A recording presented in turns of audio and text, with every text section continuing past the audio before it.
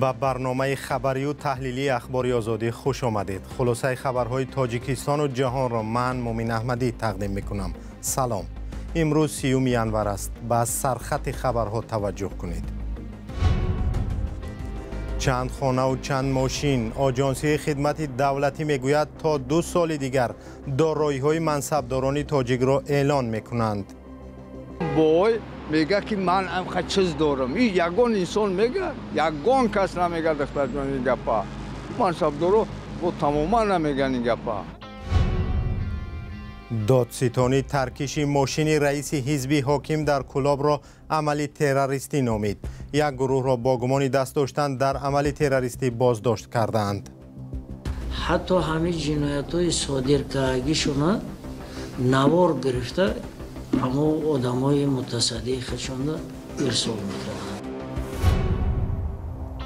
مردی که گوش و بینی زنش را در قرقیزستان بریده بود جزای سنگین گرفت. او 20 سال در زندان خواهد بود. رهبر آژانس خدمت دولتی تاجیکستان میگوید تا 2 سال دیگر دارایی‌های منصبداران کشور را اعلان میکنند. اعلانی که اینکه منصبداران چند خانه و ماشین دارند در اکثر کشورهای دنیا یک کاری معمولی است، ولی جمعه دولتوف رهبر آژانس سال پیش گفته بود که جامعه تاجیکستان به این کار آماده نیست. سروناز روح الله و براد یوسفی گزارش دارند. جامعه تاجیکستان به دانستن دارایی صاحب منصبان نزدیکتر شده است. قرار است تا 2 سال دیگر اعلامیه دارایی‌های خدمتچیان دولتی پیشنهادی جامعه گردد. جمعه دولتوف رئیس آژانس خدمت دولتی این موضوع را در پاسخ به سؤال خبرنگار آزادی چنین شرح داد. در سال 2023 در نزد اگنتی خدمت دولتی گروهی کاری بین اداره و اساسهای متخصصان با جلب متخصصان دیگر وزارت و اداره ها تشکیل کرده شد. مسئله همه طرفه آموخته شده ایستاده است، ادامه دارد آموزشی مسئله و از نتیجه حالا در سطح خدمتی قرار دارد و در حالتی که لایحه ها آماده میشن حتما شما و همه وسایل اخباری عامه و رادیوی آزادی محترم هم آگاه میشن. رئیس آژانس خدمت دولتی تاکید کرد که مسئله تحت نظارت نهادش قرار دارد. گفته می شود رسانه کردن اعلامیه دارایی خدمتچیان دولتی یک طلب سازمان‌های بین‌المللی مالیوی است. و پیشتر گفته بود که جامعه به دانستن این دارایی‌ها آماده نیست. یک پرسش کوتاه ما این نتیجه را داد.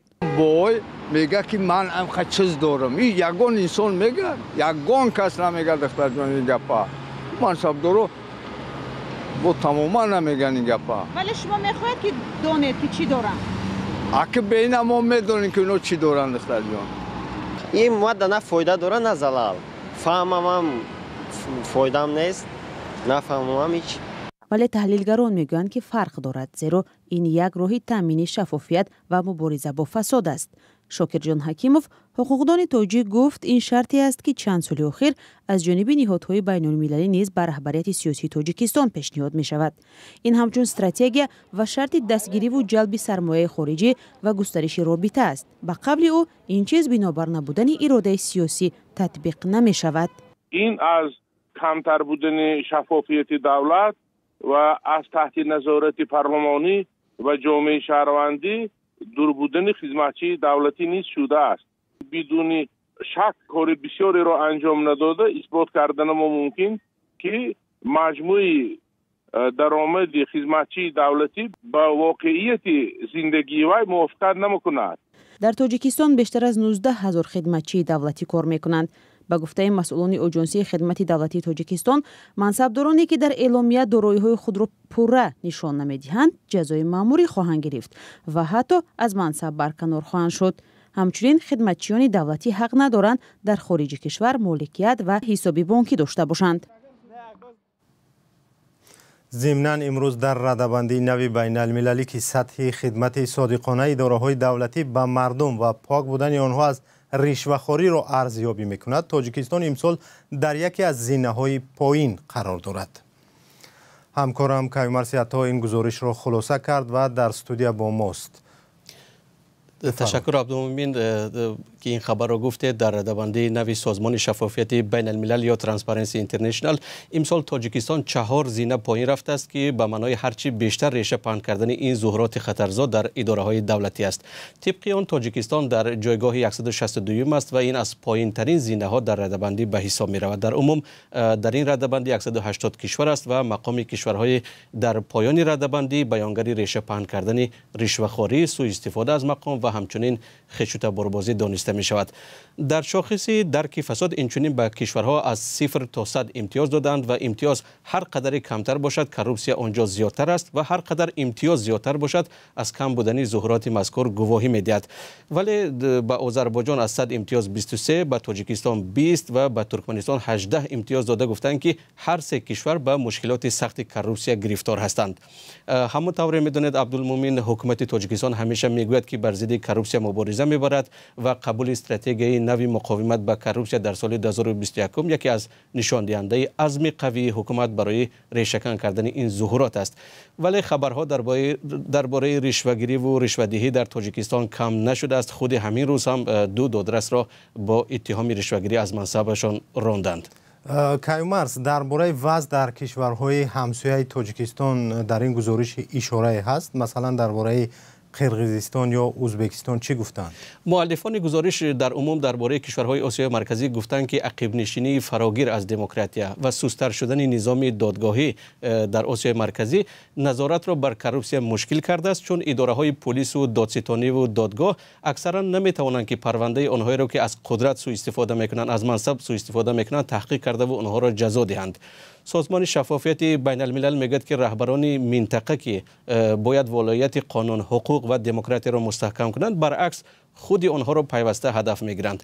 در شاخص درک فساد از وضع بد قرقیزستان گفتند امسال این همسایه کشور تاجیکستان 26 امتیاز دارد که مقام خوب به حساب نمی رود و به قول مؤلفان شاخص این کشور که یک سنگر دموکراسی با جامعه مدنی پر جنب و جوش در آسیا مرکزی بود به یک رژیم خودکامه تبدیل یافته است.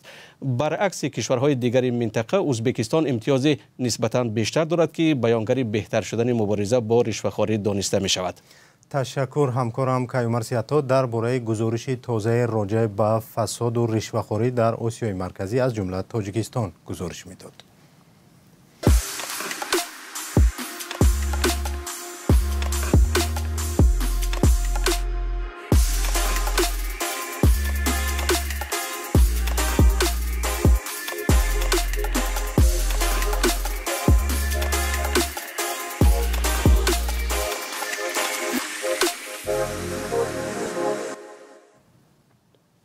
دادستانی ترکیش ماشین رئیس حزب خلقی دموکراتی در شهر کلاب را عملی تروریستی نامید.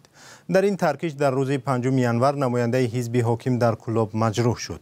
دادستانی کلاب گفت که یک گروه را با اتهام دست داشتن در عمل تروریستی بازداشت کردند.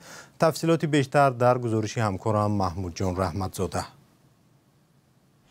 ترکیش ماشین رئیس حزب خلقی دموکراتی در شهر کلاب عمل تروریستی عنوان شده. در پیوند به آن 8 نفر بازداشت شدند. آنها با تروریسم و دعوت عمومی برای زوراً تغییر دادن ساخت کنستیتوسیونی گمانبر می شوند. نام آنها و نظرشان به این عیبنامه معلوم نیست. ماشین خدمتی سلیم سیولی زاده روز 5 ینور امسال در خانه‌اش در دهه تودکفش ترکید و او مجروح شد. در دادستانی منطقه کلاب گفتند که تفتیش پرونده را مفتشان کمیته دولتی امنیت ملی پیش میبرند. شخصایی که جنایت صادر کردند به واسطه 2 نفر غیر جنایت صادر کردگیشون در یک چند عملیات تروریستی که در خود همه ولایت ختلان منطقه کلاب صادر کردند و جنایتشون هم آشکار شد.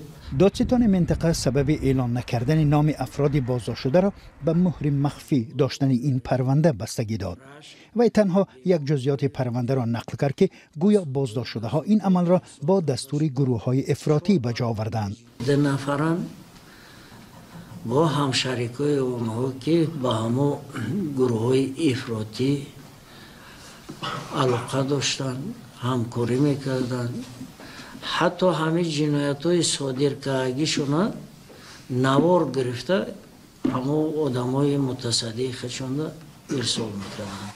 اجرا کننده وظیفه دادستانی منطقه کولاب گفت همه بازداشت شده ها ساکنان کولابند و این شهر محل آسیب پذیر در برابر افراطگرایی شمرده می شود. یکی از ناحیه‌های آسیب پذیر همه جنایت‌های افراطی در همین شهر کولاب در منطقه ختلان.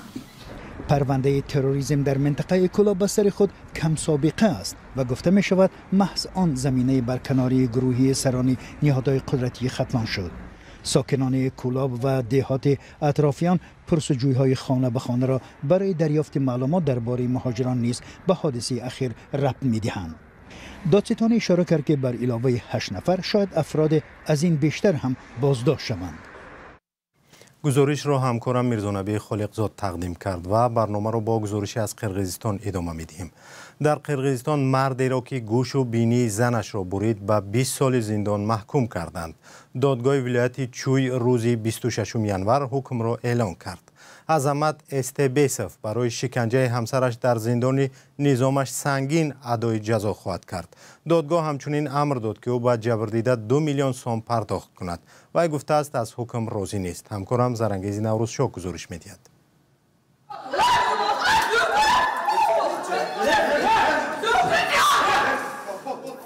در مرافعه نزدیکان شکنجه شده آرام نشسته نتوانستند چون سالهای زیاد تلاش کردند عزیز خود را از جبر شوهر سابقش امین نگه دارند و از فاجعه پیشگیری کنند.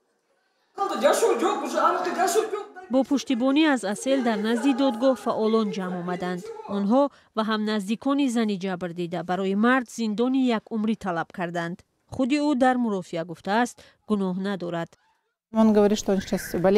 وای میگوید که بیماری روحی دارد و باید او را رها کنند. باید به قزلجر رود. عین زمان میگوید بیگناه است و شرح نمیدهد که چطور.